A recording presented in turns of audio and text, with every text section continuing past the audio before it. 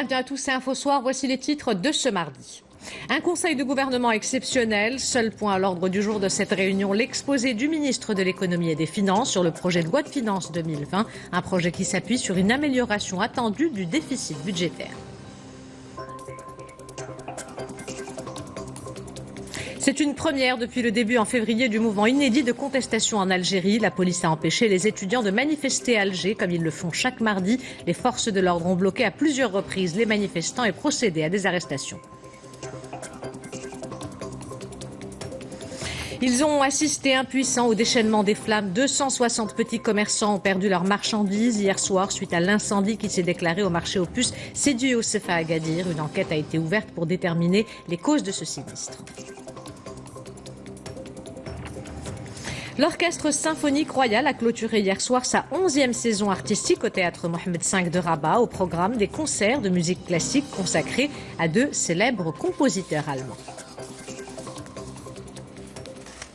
Madame, Monsieur, bonsoir. En ouverture de cette édition, cette réunion extraordinaire des membres de l'exécutif, un conseil de gouvernement avec un seul point à l'ordre du jour, l'exposé du ministre de l'économie et des finances sur le projet de loi de finances 2020, un projet qui s'appuie sur une amélioration attendue du déficit budgétaire et qui devrait être déposé avant le 20 octobre prochain. Reportage Maryam Amlel et Youssef Lotfi, le récit est de Hind Benapilbi.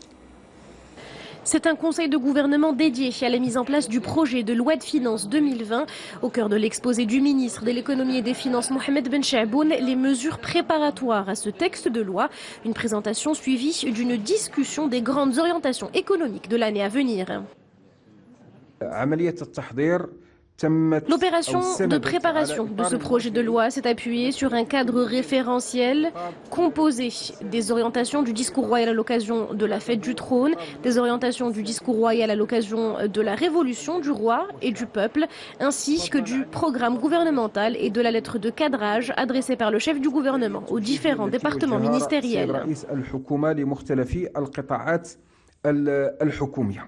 L'exposé du ministre de l'économie et des finances a également permis de mettre en lumière l'actualisation de certains indicateurs macroéconomiques comme le taux de croissance qui devrait atteindre cette année 2,9% contre 3% l'année dernière.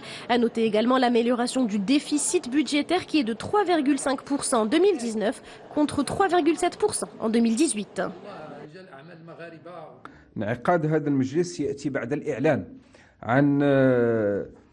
Ce conseil de gouvernement a lieu après l'annonce de l'amélioration de la note souveraine du Maroc par l'agence internationale de notation financière Standard & Poor's.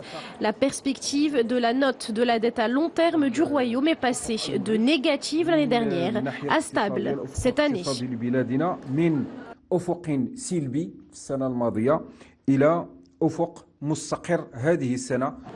Prochaine étape pour le projet de loi de finances 2020, les discussions en Conseil des ministres avant le dépôt au sein des deux chambres du Parlement qui devrait avoir lieu avant le 20 octobre prochain dans le respect des délais prévus par la Constitution. C'est l'un des piliers majeurs de l'économie marocaine, le secteur agricole. Le coup d'envoi officiel de la campagne 2019-2020 a été donné aujourd'hui à Sidi Qassem, un lancement marqué par une série de mesures pour un développement agricole productif. Concernant les semences, par exemple, le ministère met à disposition plus de 2 millions de quintaux de semences sélectionnés à des prix incitatifs. Concernant les engrais, le marché sera apprévisionné à hauteur de 680 000 tonnes au même prix que la campagne précédente. Reportage Sarah Jabri et La région de Rabat-Salé-Kénitra s'accapare à elle seule 11% de la superficie agricole utile à l'échelle nationale. Une région qui participe à la production nationale à hauteur de 92% pour le tournesol et 80% pour le riz. Et c'est ici, plus précisément à Sidi Qassem, qu'a été donné le coup d'envoi de la saison agricole 2019-2020. Cette rencontre a été pour nous l'occasion de connaître les mesures prises dans le cadre du lancement de la saison agricole actuelle. Et nous sommes très optimistes. Autant qu'agriculteur, je souhaite que cette saison agricole soit fructueuse et que les précipitations seront au rendez-vous.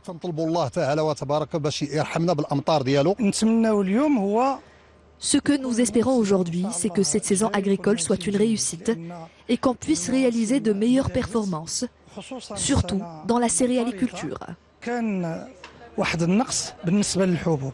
La saison précédente, la production nationale céréalière a été estimée à 52 millions de quintaux, soit une baisse de 30% en comparaison avec une année moyenne sous le plan Maroc vert. Cette année, plusieurs mesures ont été prises pour garantir la réussite de la campagne agricole en cours.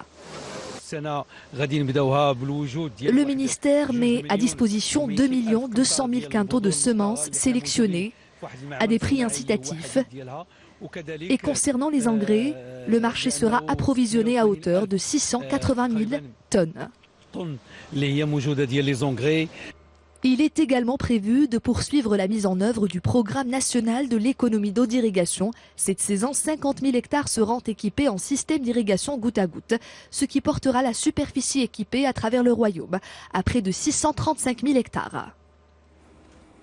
Renforcer la coopération entre Rabat et Washington dans plusieurs domaines et ouvrir de nouveaux horizons pour les relations bilatérales. Le ministre des Affaires étrangères Nasser Bourita s'est entretenu avec une délégation de députés américains actuellement en visite dans le royaume. Au centre des discussions, plusieurs questions d'intérêt commun dont les défis actuels dans la région et la situation sécuritaire. Le récit de Salima Benabou. La délégation est conduite par Karen Bass. À ses côtés, ses collègues députés membres du Congrès des États-Unis et dans le même temps du Caucus Noir, comité composé d'élus afro-américains du Congrès. Cet entretien a porté sur les moyens de renforcer la coopération entre Rabat et Washington dans plusieurs domaines. Nous avons eu une réunion très productive. Nous avons discuté des relations maroco-américaines bien entendu, mais également des enjeux continentaux. Nous avons été très impressionnés également par les progrès considérables réalisés par le Maroc. Nous avons parlé des récentes réformes qui y sont menées. La dernière visite d'une délégation du Caucus Noir du Congrès au Maroc remonte à plus de 6 ans et nous avions déjà été très admiratifs à l'époque. La députée américaine a souligné l'importance de l'accord de libre-échange entre le Maroc et les États-Unis. C'est d'ailleurs le seul pays africain lié aux USA par un accord de libre-échange, entré en vigueur en 2006, ainsi que la nécessité de mettre à profit les nombreux avantages qu'il offre. Plusieurs États appuient l'initiative marocaine d'autonomie au Sahara. Les discours prononcés par des ambassadeurs et des représentants de plusieurs pays devant la 4e commission de l'Assemblée générale de l'ONU à New York ont affirmé et appuyé et soutenir l'initiative d'autonomie proposée par le Maroc pour résoudre le conflit autour du Sahara marocain. Parmi ces pays, l'Arabie saoudite qui a réaffirmé sa position de principe soutenant l'initiative marocaine. C'est une première depuis le début, en février, du mouvement inédit de contestation en Algérie. La police a empêché les étudiants de manifester à Alger, comme ils le font chaque mardi. Les forces de l'ordre ont bloqué à plusieurs reprises les manifestants et tenté de les disperser, procédant notamment à des arrestations. Les détails avec Mamadou Diaye. La marche est dite pacifique, mais elle a vite tourné en un violent affrontement avec les forces de l'ordre. Lors de cette 33e marche visiblement déterminée, les étudiants ont scandé des slogans qui réaffirment leur refus aux élections prévues en décembre prochain. Ces étudiants qui réclament le renouvellement de l'élite algérienne exigent aussi la libération de leurs camarades arrêtés au cours des derniers rassemblements. Aujourd'hui, ils ont été une centaine à être interpellés par la police. Le pays vit une impasse politique depuis la démission forcée d'Abdelaziz Bouteflika. Les multiples appels du chef d'état-major de l'armée, le général Ahmed Gaïd Salah, à la tenue d'un scrutin semble tomber dans l'oreille d'un sourd. Ces mouvements d'humeur se multiplient dans les rues d'Alger mais également dans les autres régions.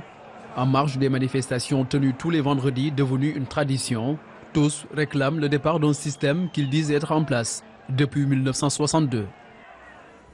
Après 6 jours de manifestations et de violences, le président irakien Barham Salah a appelé à cesser l'escalade depuis le début, le 1er octobre, du mouvement de contestation à Bagdad et dans plusieurs villes du sud pour réclamer emploi, services publics et dénoncer la corruption. Plus de 100 personnes ont été tuées, en grande majorité des manifestants, et plus de 6000 blessés selon un dernier bilan officiel. Et les restrictions sécuritaires ont été levées aujourd'hui autour de la zone verte, siège des hautes institutions du pays et de l'ambassade américaine. Le trafic a retrouvé son cours habituel dans la matinée. Après avoir laissé le champ libre à une offensive turque contre les forces kurdes en Syrie, Donald Trump fait marche arrière dans la confusion et sous la pression internationale et de son propre camp, mettant la Turquie en garde contre tout excès. Le point avec Rizlat Taïbi. Par 2 fois, il y a 9 mois, puis cette semaine, l'homme fort de la Maison-Blanche a tenté de battre le rappel de ses troupes en Syrie, prenant au dépourvu tout le monde, même ses conseillers les plus proches. Par 2 fois, c'était après une conversation avec son homologue turc Recep Tayyip Erdogan, qui veut avoir les coups des franges pour faire incursion en Syrie afin de combattre les forces kurdes qui attisent les velléités séparatistes des Kurdes turcs. Et par 2 fois, il a dû rétropédaler après une levée de bouclier interne et international face au sort de cette minorité au risque de résurgence du mouvement djihadiste. Puisque notre objectif a été atteint à 100%, l'étape suivante naturelle a été de rapatrier nos soldats. Accusé jusque dans son propre camp de lâcher des alliés des États-Unis qu'ils avaient aidé à combattre Daesh dans la région, le président Trump a réorienté son discours en affirmant dans un tweet qu'il anéantirait complètement l'économie de la Turquie si celle-ci dépassait les bornes. Le ton comminatoire du président américain n'impressionne pas la Turquie. Elle a affirmé aujourd'hui être prête à lancer une nouvelle offensive en Syrie contre les unités de protection du peuple, les YPG. L'actualité internationale marquée également par ce nouveau naufrage à Lampedusa. Les gardes-côtes italiens ont retrouvé les corps de 13 femmes décédées après le naufrage de leur embarcation. Une dizaine de personnes est toujours portée disparue, tandis que 22 autres ont pu être sauvées. Selon l'Organisation internationale pour les migrations, depuis le début de l'année, 1041 migrants ont perdu la vie en mer.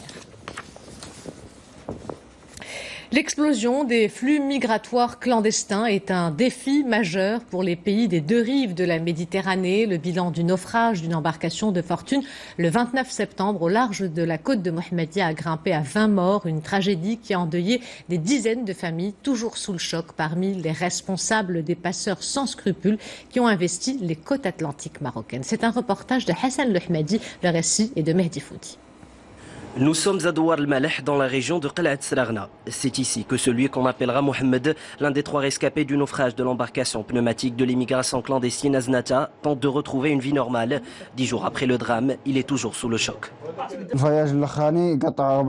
4 jeunes de notre Douar ont réussi à rejoindre l'Espagne lors d'une sortie depuis Mohammedia avec ce même réseau. C'était juste avant Eid al-Adha. C'est eux qui nous ont encouragés à partir. Un sentiment de tristesse et de frustration règne au sein de sa famille. Ses proches sont également affectés par la tragédie. Ils disent être traumatisés. Il est devenu tout le temps triste. Il pense souvent à ses amis qui ont perdu la vie. Nous sommes très touchés par son état actuel.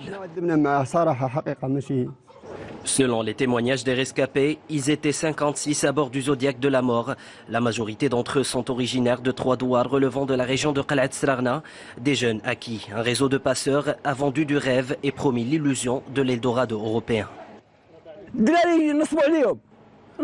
Nos enfants ont été victimes d'escroqueries. Ils ont été exploités. Chacun a payé près de 25 000 dirhams.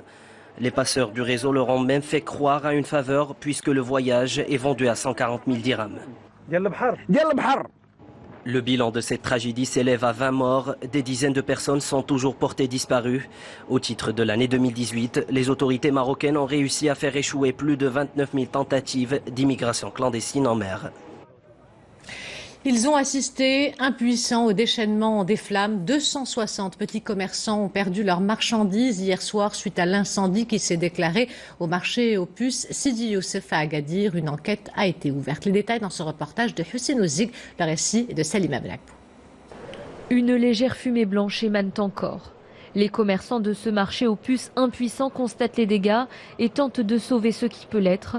Malheureusement pas grand-chose, ils s'y attendaient. La veille au soir, le feu extrêmement virulent a emporté une grande partie des biens proposés à la vente, essentiellement du mobilier de seconde main et des pièces faites d'acier, dont il ne reste que la carcasse. J'ai tout perdu, tout est parti en fumée. Cette marchandise était notre gagne-pain pour mon père et moi. Nous avons été avertis par téléphone peu avant 21 h. Nous sommes rapidement venus sur place, mais nous n'avons rien pu sauver. Il aura fallu 8 heures à la dizaine de pompiers dépêchés sur place pour venir à bout de l'incendie. Les flammes ont ravagé quelques magasins limitrophes du marché aux puces. Mon frère est propriétaire d'une librairie. Tout est parti en fumée, mais il doit quand même payer ses fournisseurs. Les habitants qui ont assisté à la scène ont immédiatement évoqué la vétusté et l'anarchie des lieux. Le souk est composé de petites baraques vétustes en plein cœur d'Agadir. Qu'il soit excentré à la rigueur, mais en plein cœur d'une ville touristique, que voulez-vous, c'est honteux, regardez. Les autorités ont entamé les recherches pour déterminer les causes de cet incendie. La piste accidentelle serait privilégiée. Par miracle, aucune victime n'est à déplorer. Il vise à contribuer au développement touristique de la région de l'Oriental, le festival euro-méditerranéen de gastronomie. Cette deuxième édition a été marquée par l'organisation d'un concours des arts culinaires pour les professionnels et des compétitions dédiées aux jeunes talents. Reportage Oussama Oufkir et Younes Nasseri, le récit est de Izza Sharqi. Des préparations aux 1001 saveurs et une disposition des plus artistiques. Ces chefs ont tenu à mettre les petits plats dans les grands. Et pour cause, ils participent à un concours culinaire qui a réuni 75 professionnels de la région de l'Oriental. Je suis très content de participer à ce concours avec tous les autres concurrents ainsi que les grands chefs de la région de l'Oriental. Nous allons leur présenter des plats à la hauteur issus de la cuisine internationale. C'est une valeur ajoutée car cela aide les jeunes qui débutent dans le domaine. Ça nous motive aussi à reprendre le flambeau comme l'ont fait les autres chefs avant nous. Les participants ont été notés par un jury composé de grands chefs marocains sur la base de plats imposés par les arbitres et d'autres choisis par les concurrents. Nous avons demandé aux participants de nous présenter un plat au choix. Nous avons également imposé un plat dans lequel ils devront utiliser un produit typique de la région de l'Oriental. Avec 3 catégories en lice, les chefs, les cuisiniers en herbe et les femmes au foyer, ce concours a permis de mettre en exergue le niveau élevé des talents de la région dans le monde de la gastronomie, que ce soit chez les professionnels, les jeunes ou encore les amateurs. L'Orchestre symphonique royal a clôturé hier soir sa 11e saison artistique au théâtre Mohamed V de Rabat, au programme des concerts de musique classique consacrés à de célèbres compositeurs allemands. L'orchestre était accompagné d'une très jeune pianiste d'à peine 20 ans, Aïda El-Hlou, qui a apporté sa touche de poésie et de sensibilité. C'est un reportage de Mohamed El-Qant et Mélodie Zentine, le récit est de Samia Hals.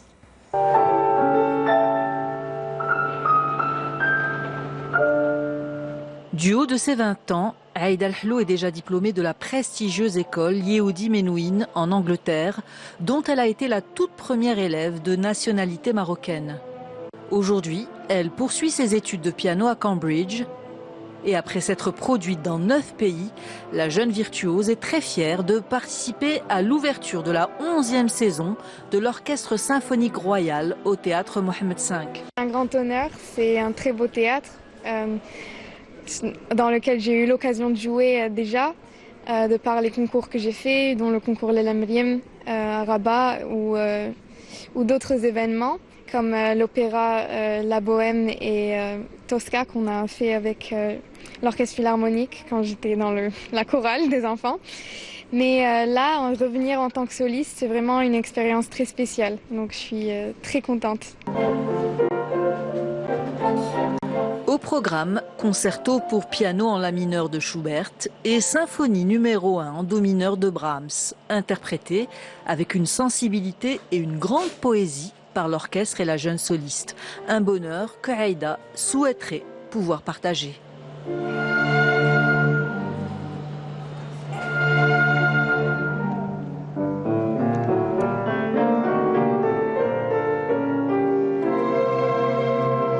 J'aimerais bien, après avoir fait une carrière de soliste, si je peux, autant que je puisse la faire à l'étranger, j'aimerais vraiment essayer de développer la musique et la culture au Maroc.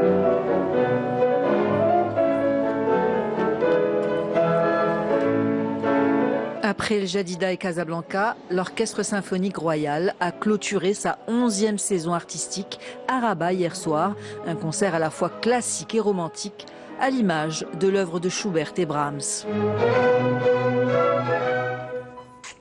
Avant de nous quitter, je vous rappelle l'une des principales informations de ce journal, cette réunion extraordinaire des membres de l'exécutif, un conseil de gouvernement avec un seul point à l'ordre du jour, l'exposé du ministre de l'économie et des finances sur le projet de loi de finances 2020, un projet qui s'appuie sur une amélioration attendue du déficit budgétaire et qui devrait être déposé avant le 20 octobre. C'est la fin de cette édition. L'information se poursuit sur notre site 2m.ma et sur l'application My2M. Le prochain journal El Messaïa vous sera présenté par Hicham Gharfaoui. Quant à moi, j'aurai le plaisir de vous retrouver demain à 20h15. En attendant, portez-vous bien et excellente soirée à tous.